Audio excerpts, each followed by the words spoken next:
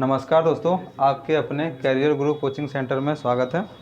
तो पिछले वीडियो में हमने बताया था गुणनखंड और गुणज के बारे में बताएंगे। तो आज हम देखते हैं कि इसको देखेंगे कि गुणनखंड किसे कहते हैं, इसका क्या क्या उपयोग है और कैसे कैसे सवाल हमसे पेपर में पूछे गए हैं और पूछे जा सकते हैं। तो सबसे पहले हमने बताया था गुणनखंड किसे कहते हैं, यानी गुणनखंड उन संख्याओं कह सकते हैं जिस किसी एक निश्चित संख्या में उन संख्याओं को हम भाग दे सकें। जैसे मैंने कहा कि 2, अब 2 में जिस जिस संख्या का हम भाग दे सकते हैं वो उसका गुणनखंड कहलाती हैं। जैसे मैंने कहा 2, तो 2 में हम किस किस संख्या का भाग कर सकते हैं, 1 का भाग दे सकते हैं और 2 का भाग दे सकते हैं। तो 2 का 1 एक गुणनखंड है और 2 का 2 भी एक क्या है, गुणनखंड है। तो मतलब देखा जाए तो गुणनखंड क्या हो गया, 2 के 2 गुणनखंड हो गए। कौन कौन से, 1 और 2। क्यों? क्योंकि हम 1 का भी भाग 2 में दे सकते हैं और 2 का भी भाग 2 में दे सकते हैं। तो गुणनखंड का मतलब क्या हुआ कि किसी एक निश्चित संख्या में जिस जिस संख्या का भाग चला जाए वो सभी संख्या क्या कहलाती हैं, उनका गुणनखंड कहलाती हैं। जैसे ये तो 2 हो गया। जैसे हम कोई बड़ी संख्या का बात करें, जैसे मैंने कहा 12। अब बात बताओ कि 12 के कितने गुणनखंड होंगे। तो 12 में किस किस संख्या से अगर हम भाग दें, तो अगर हम पता कर लें कौन कौन संख्या से भाग दें। जैसे हमसे प्रश्न ये पूछा गया कि 12 के सभी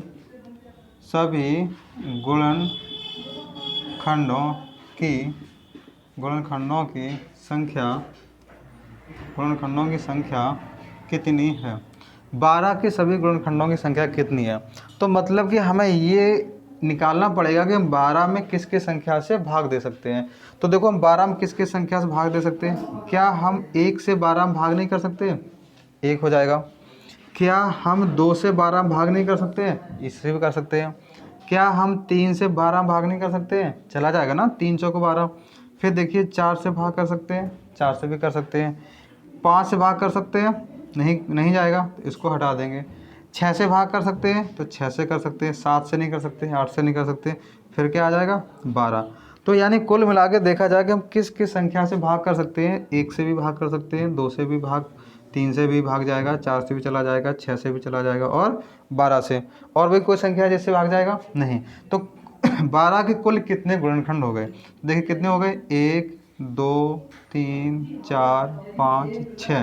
तो अगर ये सवाल पूछा जाता पेपर में कि 12 के सभी गुणनखंडों की संख्या कितनी है, तो कितनी संख्या हो जाएगी। तो इसका सही आंसर हो जाएगा 6।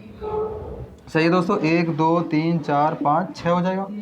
अब बात ये कि तो बहुत छोटी संख्या है। जैसे 15 भी अगर मिल जाए तो हम 15 को भी कर सकते हैं। कैसे कर सकते हैं 15 को, तो देखिए 15 को कर सकते हैं कैसे, इसमें 1 का भाग जाएगा, फिर 3 का भाग जाएगा, फिर 5 का भाग जाएगा और फिर 15 का।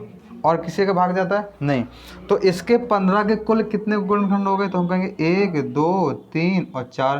तो 15 में कुल गुणनखंडों की संख्या कितनी हो गई दोस्तों, तो हम कहेंगे ये हो गई हमारी 4। कोई दिक्कत है।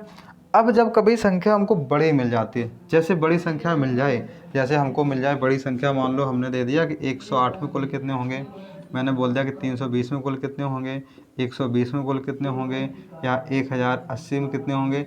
अगर ऐसी संख्या मिल जाए तो हम कब तक निकाल पाएंगे कि इसमें कितने हैं, ऐसे तो करते करते बहुत टाइम चला जाएगा। तो इसको आसान करने के लिए देखिए हम कैसे करते हैं इन सवालों को। तो देखिए पहले हम छोटे से करते हैं शुरू, फिर हम जाएंगे बड़े की तरफ। जैसे मैंने अभी बताया था, 12, इसके हम निकाल भी सकते हैं और वैसे करें तो कैसे कर सकते हैं। तो इसके हम जैसे गुणनखंड करते हैं वैसे पहले कर लो गुणनखंड। तो पहले हम 2 से भाग करेंगे, तो 2 छक 12, फिर 2 से भाग करेंगे, 2 तिया 6, फिर 3 से भाग करेंगे तो 3 एकम 3 हो गया। अब हम क्या करेंगे, इसको हमने क्या लिख सकते हैं, इसको लिख सकते हैं 2 गुणे 2 गुणे 3। अब इस पे पावर कितनी होती है, एक एक पावर होती है, या हम इसको ऐसे लिख सकते हैं कि ये 2 की पावर 2 हो गया और ये 3 की पावर कितना हो गया, 1 हो गया। अब जब हमें कुल गुणनखंडों की संख्या निकालनी है, क्या निकालनी है हमको, जब कुल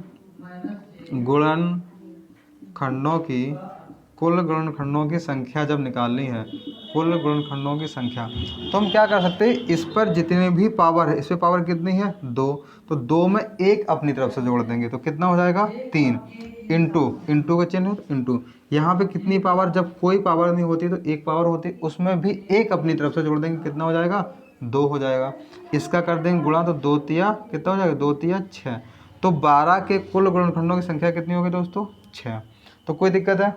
अब देखते हैं अगर कोई बड़ी संख्या की बात करते हैं, जैसे मैंने कहा था अभी 108, ठीक है 108 है। तो अब हम इसमें करेंगे तो देखिए इसके भी इसी तरह से गुणनखंड करेंगे। 2 से गुणनखंड करो, 2 पंचे 10 और 2 चौको 8। फिर करेंगे 2 से तो 2 दूनी 4 और 2 सत्ते 14। फिर 3 से करेंगे तो 3 नेम 27। फिर 3 से करेंगे तो कितना आ जाएगा, 3 तिरका 9। फिर 3 से भाग चला जाएगा, 3 एकम 3। तो हम इसको क्या लिख सकते हैं, इसको ऐसे लिख सकते हैं ना, देखो 2 गुणे 2 गुणे 3 गुणे 3 गुणे 3 हो जाएगा।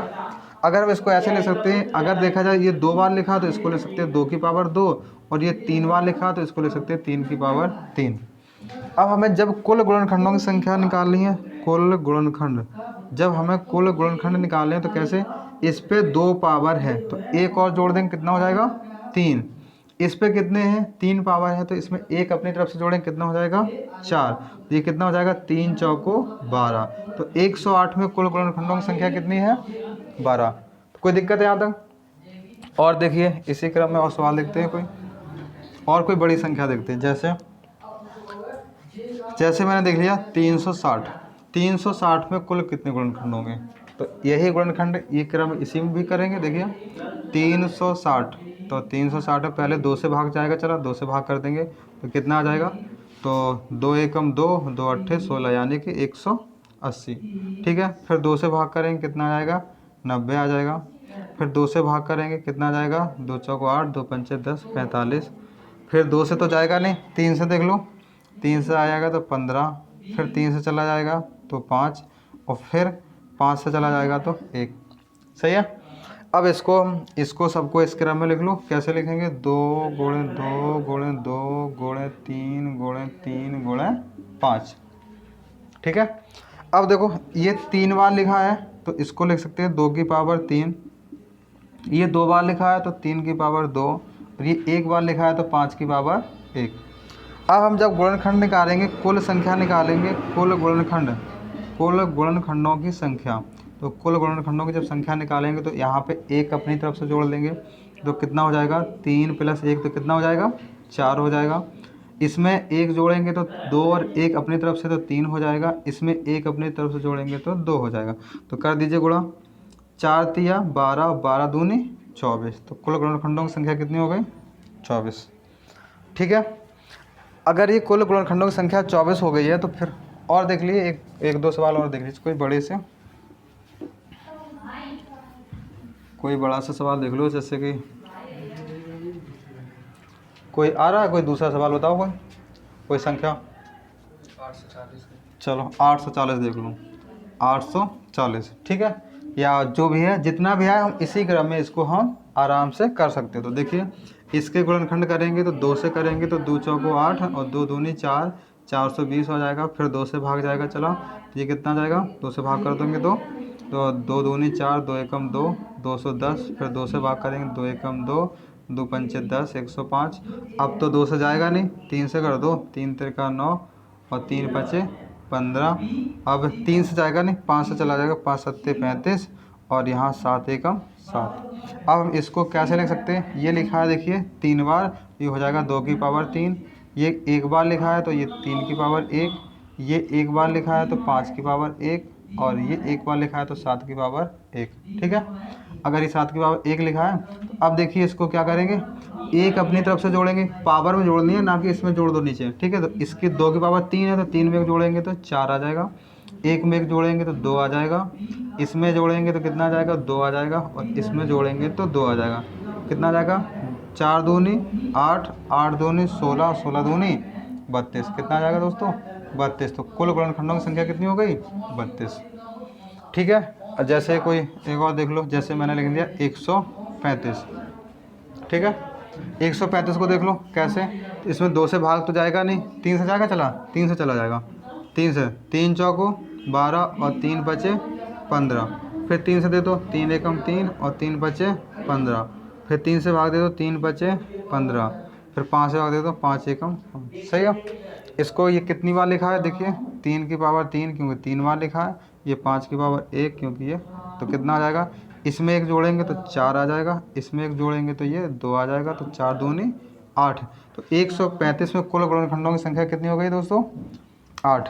ठीक है, इसमें और सवाल पूछे जाते हैं तो हम उसको अगले जब वीडियो लेके आएंगे तो उसमें इसमें क्या क्या सवाल और पूछे जाते हैं तो उनको भी देखते हैं दोस्तों। इसमें हमसे और सवाल कैसे पूछे जाते हैं?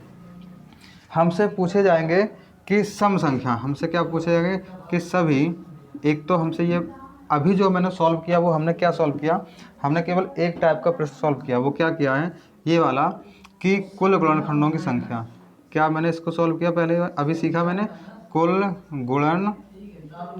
गुणनखंडों की संख्या, कुल गुणनखंडों की संख्या। ये मैंने केवल निकालना सीखा है कि कुल गुणनखंड कैसे निकाले जाते हैं।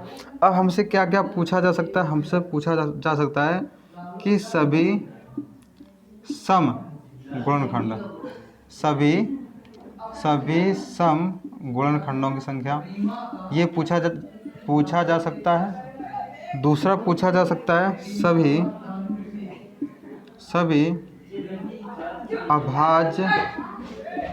सभी अभाज्य गुणनखंडों की संख्या पूछा जा सकता है। ठीक है, और विषम शायद पूछा जाता है कि नहीं, अच्छा ये तीसरा, ये चौथा, या सभी विषम गुणनखंडों की संख्या। ये 4 प्रकार के सवाल पूछे जाते हैं। तो अभी हमने इस वीडियो में केवल ये सीखा है कि गुणनखंडों की संख्या कैसे निकालते हैं। बाद बाकी के ये 3 प्रश्न बचे हैं आपके कि सभी सम गुणनखंड कैसे निकालते हैं, अभाज्य गुणनखंड कैसे निकालते हैं और विषम कैसे निकालते हैं। जब अगले वीडियो का इंतज़ार कीजिए, आ जाएगा। अगर पसंद आया होगा तो शेयर और लाइक कर दीजिए। ठीक है दोस्तों, और मेरे साथ इसी तरह से नया सीखने के लिए, या जो लोग नए हैं तो उस चैनल को सब्सक्राइब कर लो, जो बेल आइकन ज़रूर दबा लें, जिससे कि जब वीडियो अपलोड हो तो आपके पास नोटिफिकेशन आ जाए। और ऐसे ही सपोर्ट रखिए बना के। ठीक है दोस्तों, धन्यवाद।